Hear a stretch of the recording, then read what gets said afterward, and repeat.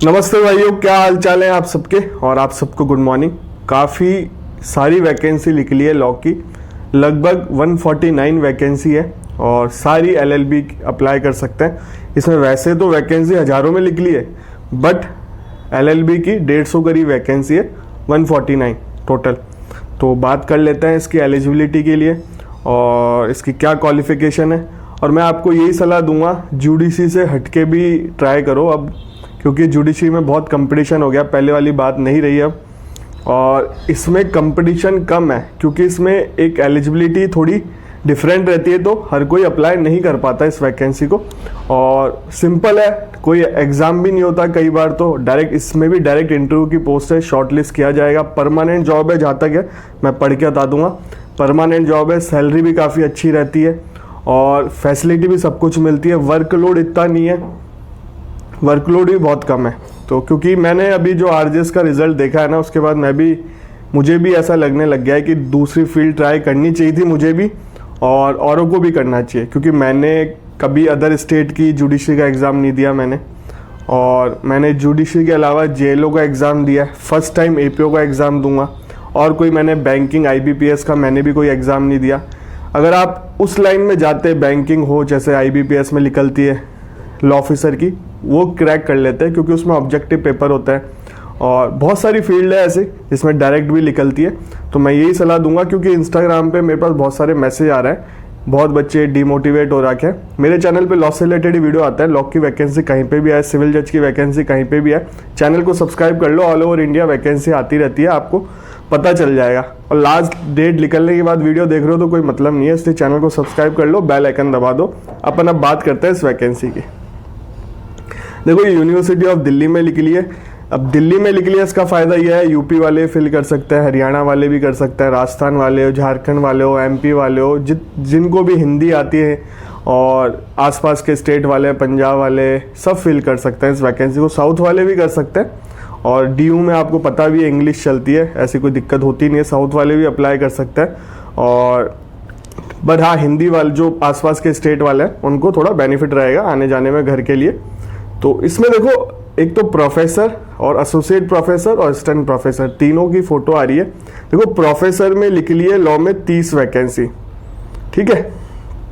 उसमें अदर की 9 है, एससी की 5 है, एसटी की 2 है, ओबीसी की 9 है और ईडब्ल्यूएस की 3 है और फिजिकल हैंडीकैप की 2 है। तो टोटल 30 वैकेंसी इसमें लिख ली है। और एसोसिएट प्रोफेसर लॉ 21 पॉइंट पढ़ो आप, उसमें 21 वैकेंसी अदर के लिए लिख ली है। एससी के लिए 14 है, एसटी के लिए 7 है, ओबीसी के लिए 25 है, ईडब्ल्यूएस के लिए 10 है और फिजिकल हैंडीकैप के लिए 5 है। टोटल 87 वैकेंसी इसमें लिख ली है एसोसिएट प्रोफेसर में। और असिस्टेंट प्रोफेसर, ये तो फ्रेशर की जॉब है, इसको फ्रेशर अप्लाई कर सकते हैं अगर आपने ये क्वालिफिकेशन ले रखी है तो।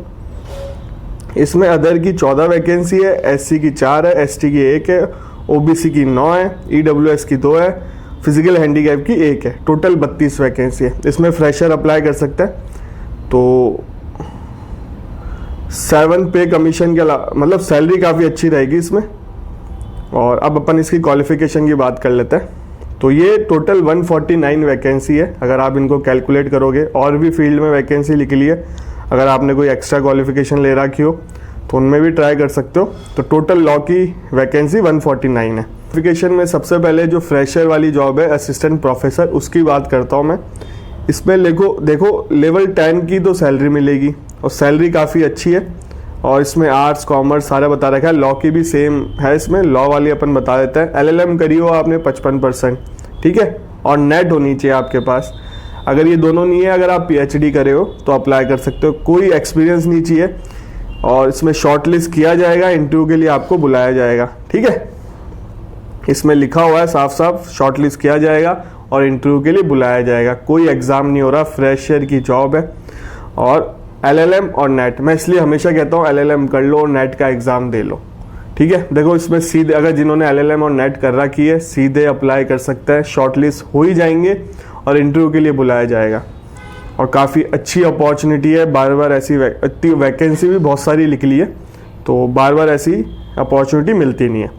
अब बात करते हैं एसोसिएट प्रोफेसर की। एसोसिएट प्रोफेसर में पीएचडी मांगी है, LLM होनी चाहिए 55% से, और इसमें 8 साल का एक्सपीरियंस मांगा है। ठीक है, इसमें एक्सपीरियंस मांगा है। अब बात करते हैं प्रोफेसर की, उसमें PhD होनी चाहिए आपके पास और 10 साल का एक्सपीरियंस मांगा है। और वर्ड यूज़ किया हुआ है इसमें, अगर आउटस्टैंडिंग परफॉर्मेंस है हैविंग PhD, तो वो भी अप्लाई कर सकता है इसमें।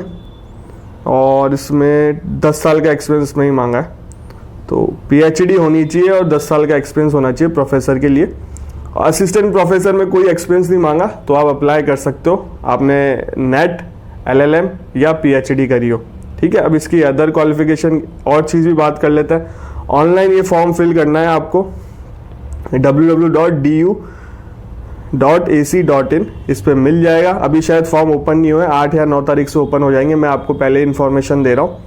और देखो लिंक डाल दूंगा डिस्क्रिप्शन बॉक्स में। बाकी इसमें वही सेम चीज़ लिखी हुई है कि शॉर्टलिस्ट किया जाएगा, इंटरव्यू के लिए बुलाया जाएगा। इसकी फ़ीस दे रखी है, 2000 फीस है अदर के लिए, 1500 फीस है OBC EWS के लिए, 1000 है SC ST वालों के लिए, 500 रुपये फिजिकल हैंडीकैप वालों के लिए है।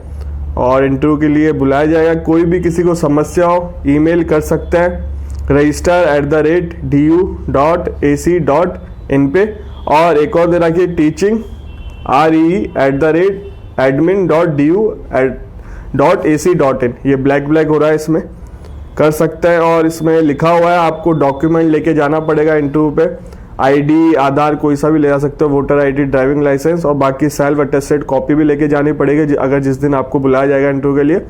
और सारी डॉक्यूमेंट ले जाना मेरे हिसाब से, तो कोई भी छोड़ना नहीं चाहिए जो भी आपको। अगर आप गवर्नमेंट में हो वर्क तो नो ऑब्जेक्शन सर्टिफिकेट भी लेके जाना पड़ेगा।